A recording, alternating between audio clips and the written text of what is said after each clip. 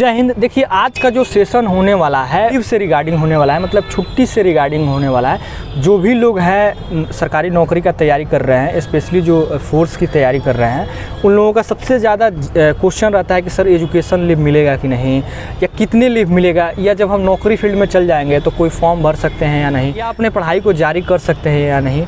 तो इस वीडियो में स्पेशली जो है हम लोग लीव के बारे में बात करने वाले हैं, जो है एजुकेशन लीव के बारे में बात करने वाले हैं कि आप अपनी एजुकेशन के लिए किस तरह से लीव ले सकते हैं, हद तक जो है आपको लीव मिल जाता है। ठीक है दोस्तों, तो वीडियो जो है काफ़ी इंपॉर्टेंट होगा, वीडियो को पूरा देखिएगा। आप वीडियो अगर आपको पसंद आएगा तो चैनल को जरूर सब्सक्राइब करिएगा। देखिए मैं आपको बताना चाहूँगा कि स्पेशली जो है आप पुलिस जॉब की तैयारी कर रहे हैं और आप जो है आप चाहते हैं कि अपने पढ़ाई को जो है जॉब में आने के बाद भी कंटिन्यू रखें, तो उसको आप रख सकते हैं। इससे रिगार्डिंग जो है आपका बहुत ज़्यादा क्वेश्चन रहता है। एक चीज़ बता दूं आपको कि इसमें मैं आपको बताऊंगा कि आप जब नौकरी में हैं तो आप किस तरह से लीव ले सकते हैं, ठीक है।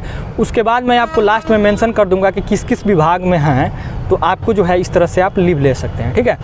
तो देखिए सबसे पहले यदि आप नौकरी फील्ड में हैं, अगर आप अपने पढ़ाई को कंटिन्यू रखना चाहते हैं, को जो है प्राइवेट कॉलेज से पढ़ना पड़ेगा या डिस्टेंस एजुकेशन से पढ़ना पड़ेगा, ठीक है। जो है आप अपने पढ़ाई को कंटिन्यू रख सकते हैं। जैसे कि रेगुलर से लोग पढ़ते नहीं हैं तो रेगुलर से जो है आप नहीं पढ़ पाइएगा, ठीक है। बहुत जो है स्टेट आपको अलाउ नहीं करता है, तो इसलिए आपको जो है डिस्टेंस से पढ़ाई करना पड़ेगा। पहले देखिए कोई भी नौकरी आप कर रहे हैं तो उससे चाहे तो आप कोई भी फॉर्म को अप्लाई कर सकते हैं, कोई बड़ी चीज़ नहीं है। जैसे नौकरी के लिए, जैसे एक नौकरी कर रहे हैं दूसरी नौकरी के लिए आप फॉर्म चाहते हैं अप्लाई करना तो अप्लाई कर सकते हैं और सारा आरक्षण भी ले सकते हैं। जैसे कि आपको EWS बनवाना है तो EWS भी बनवा सकते हैं, OBC बनवाना है तो OBC बनवा सकते हैं, SC ST बनवाना है तो SC ST बनवा के इस्तेमाल करके और उसका लाभ ले सकते हैं, क्योंकि बहुत लोगों का इससे रिगार्डिंग भी क्वेश्चन आता है। इस तरह से जो है आप फॉर्म भर सकते हैं आराम से। और देखिए फॉर्म भरिएगा उस समय जो है आपको परमिशन लेना पड़ता है।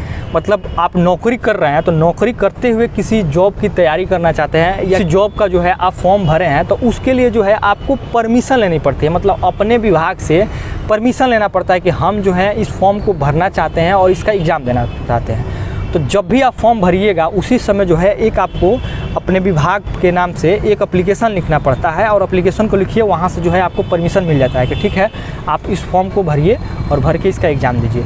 ये जस्ट लाइक NOC है। मतलब NOC जो है आपका यहीं से चालू होता है, जबकि आप परमिशन ले लीजिएगा फिर आप जब इस जॉब से रिज़ाइन करिएगा तो आपको कोई प्रॉब्लम नहीं होगा, कोई दिक्कत नहीं होगा, क्योंकि जो है आपने एग्ज़ाम का परमिशन लिया था। फिर आप जो है रिज़ाइन करने जाइएगा तो इस चीज़ को आप उठा सकते हैं कि सर मैंने परमिशन लिया था तब इस फॉर्म को भरा था और मैं जो हूँ क्वालिफाई हो गया हूँ पूरी तरह से और मैं उस जॉब में जाना चाहता हूँ इस जॉब को छोड़ के, तो कोई दिक्कत नहीं होता है। इस तरह से जो है आपको NOC लेने में कोई दिक्कत नहीं होता है। कोई भी आप नौकरी में हैं और किसी भी जॉब की तैयारी करना चाहते हैं और किसी भी फॉर्म को भरना चाहते हैं तो उसके लिए आप परमिशन ले लें, ठीक। उसके बाद नॉर्मल चीज़ के बारे में बात करूँ, जैसे कि आपको ग्रेजुएशन का एग्ज़ाम देना है या ग्रेजुएशन का फॉर्म भरना है, तो जब आप नौकरी में आ गए तो उसके लिए भी आप परमिशन लीजिए कि सर जो है मैं प्राइवेट से जो है BA करना चाहता हूँ, BSc करना चाहता हूँ, MA करना चाहता हूँ, उसके लिए हमको परमिशन दिया जाए। तो उसके लिए भी परमिशन मिल जाता है कि ठीक है आप फॉर्म भर सकते हैं, एग्ज़ाम दे सकते हैं, कोई बड़ी चीज़ नहीं है। मैं उम्मीद करता हूँ कि इतना सारा चीज़ें समझ गए होंगे कि आप जो है कोई भी फॉर्म को भर सकते हैं, कोई भी एग्ज़ाम को दे सकते हैं। अब मैं स्पेशली बात करूँगा बिहार पुलिस के बारे में कि अगर ये आप बिहार पुलिस में हैं, बिहार दरोगा में हैं, तो आपको जो है किस तरह से लीव मिलेगा और किस तरह से जो है आप अपने लीव का इस्तेमाल करके आप पढ़ सकते हैं, आपको कोई एजुकेशन लीव मिलेगा कि नहीं। तो सबसे पहले मैं आपका एक भ्रम क्लियर कर दूं कि जो लोग बोल रहे हैं कि सर हमको एजुकेशन लीव लेके पढ़ना है, तो एजुकेशन लीव आपको देखिए अरे गरे को नहीं मिल जाएगा। अगर आप MA करना चाहते हैं, BA करना चाहते हैं, उसके लिए आपको अप्लाई करिएगा कि सर हमको एजुकेशन लीव दे दीजिए, तो एजुकेशन लीव आपको नहीं मिलेगा। एजुकेशन लीव तब मिलेगा जैसे कि आप PhD कर रहे हैं या आप किसी चीज़ के बारे में रिसर्च कर रहे हैं, आप MBBS की तैयारी कर रहे हैं, मैंने MBBS की पढ़ाई कर रहे हैं, तो इस तरह के पढ़ाई के लिए आपको जो है एजुकेशन लीव मिल सकता है। लेकिन एजुकेशन लीव भी लेना बहुत एक टफ़ चीज़ माना जाता है। एजुकेशन लीव आपको जो है इतना आसानी से नहीं मिलेगा, समझ रहे हैं ना, और उसके लिए जो है आपको बहुत पापड़ बेलना पड़ता है तब आपको एजुकेशन लीव मिलता है। जनरली आज तक तो मैंने किसी को नहीं देखा है एजुकेशन लीव लेते हुए, और मिलता ही नहीं। इतना सारा इसमें प्रॉब्लम है, इतना सारा टर्म एंड कंडीशन है कि आप ले नहीं पाइएगा। उसके बदले में मैं आपको बहुत सारा सब्स्टिट्यूट बताने वाला हूं कि जो है आप अपने पढ़ाई को जारी रख सकते हैं और पढ़ भी सकते हैं, और साथ साथ जो है आपको एजुकेशन लीव की ज़रूरत भी नहीं पड़ेगी, ठीक है। एजुकेशन लीव लेना है तो उसके लिए भी टर्म एंड कंडीशन है। तो सबसे पहला टर्म एंड कंडीशन यही है कि आपको जो है अपने नौकरी पीरियड को 5 साल क्रॉस करना होगा। मतलब ज्वाइनिंग किए उस दिन से लेके और जब तक आपका 5 साल नहीं हो जाएगा उसके बाद ही जो है आपको एजुकेशन लीव मिलेगा। ठीक है। तो मतलब नौकरी में 5 साल बिताने के बाद से आप एजुकेशन लीव के लिए अप्लाई कर सकते हैं। ये चीज़ समझ गए।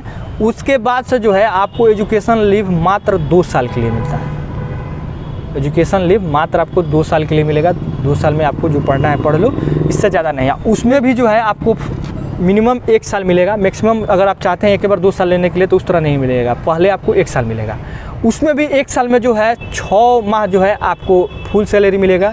उसके बाद जो रिमेन 6 माह बचेगा उसमें आपको जो है हाफ सैलरी मिलेगा। और 1 साल जो है आपको विदाउट पे रहना पड़ेगा। मतलब 2 साल में जो है आपको 6 माह सैलरी मिलेगा, 6 माह जो है हाफ सैलरी मिलेगा, 1 साल जो है विदाउट पे रहिएगा। इस चीज़ को आप समझे? तो कौन यार अफोर्ड करेगा यार? सोचो, जिस विदाउट पे में कैसे होगा, हाफ सैलरी में कैसे पढ़ सकते हो? क्योंकि पुलिस विभाग में तो नॉर्मली लोग आता है। अगर आप IAS IPS है, PCS हैं तो उसमें आपको जो है देखने को मिलता है। इस तरह से आप चाहे तो रह सकते हैं। आप नॉर्मल सिपाही हैं, दरोगा है, तो एजुकेशन लीव लेवो करिएगा तो आपको इतना हो ही नहीं पाएगा, क्योंकि आपको सैलरी मिलबे नहीं करेगा। 6 माह तक सैलरी मिलेगा, उसके बाद हाफ सैलरी मिलेगा, तो कैसे आपका गुजारा होगा? तो जो कि पॉसिबल नहीं है। तो ये आपका सिस्टम है, ठीक है। एजुकेशन लीव बस इतना ही मिलता है और इस तरह से मिलता है। चाहते हैं आप अपने हायर एजुकेशन को कंटिन्यू रखने के लिए, तो उसके लिए कोई आपको दिक्कत नहीं है, आप चाहे तो कंटिन्यू रख सकते हैं। बस वही है कि आपको प्राइवेट से करना होगा या डिस्टेंशन से करना होगा, ठीक है। तो उसके लिए क्या करिए कि आपको जो है साल भर में आपको जो है नॉर्मली बिहार पुलिस की बात करें तो 40 छुट्टी आपको मिल जाती है, CL और CPL। उसके बाद से जो EL है आपका 30 बनता है, साल भर में 30 बनता है। और जो है ये आप चाहें तो 300 EL आप बिटोर सकते हैं। जैसे कि हर साल में आपको जो है 30 EL मिलेगा, तो इस तरह से जो है आप हर साल में चाहे तो बिटोर सकते हैं। और इसका इस्तेमाल जो है आप अपने स्टडी में कर सकते हैं, नॉर्मली कोई दिक्कत नहीं है। तो आप जो है अगर नॉर्मली किसी चीज़ का तैयारी कर रहे हैं तो आप जो है अपना CL CPL इस सब को इस्तेमाल करके कर लीजिए। EL का छुट्टी लेके आप तैयारी कर लीजिए। लेकिन अगर आपको हायर एजुकेशन के लिए कहीं रिसर्च वगैरह करने जाना है तो वहीं है कि आपके पास यही 2 साल ऑप्शन है। उसके बाद से एक और ऑप्शन होता है कि 5 साल आप चाहें तो नौकरी से आप अपने विदाउट पे भी रह सकते हैं। मतलब विदाउट पे भी कि आपको पैसा कुछ नहीं मिलेगा, आपको नौकरी से भी निकाला नहीं जाएगा। बस आप जाइए अपना काम करिए, फिर 5 साल बाद आप आके चाहे तो ज्वाइनिंग कर सकते हैं। मतलब 5 साल जो है आपको समय मिल सकता है विदाउट पे रह के। आप चाहे तो कोई भी काम को आप करके फिर आके नौकरी ज्वाइन कर सकते हैं। होता नहीं है, ऐसे नहीं है जो बोलते हैं कि 1 साल के लिए हमको रेस्ट मिल जाता है तो अच्छा रहता है। तो आप चाहें तो इस तरह से जो है विदाउट पे रह सकते हैं और फिर उसमें आप पढ़ाई करिए, चाहे जो भी आपको करना है करिए। यही सब सारी चीज़ें हैं।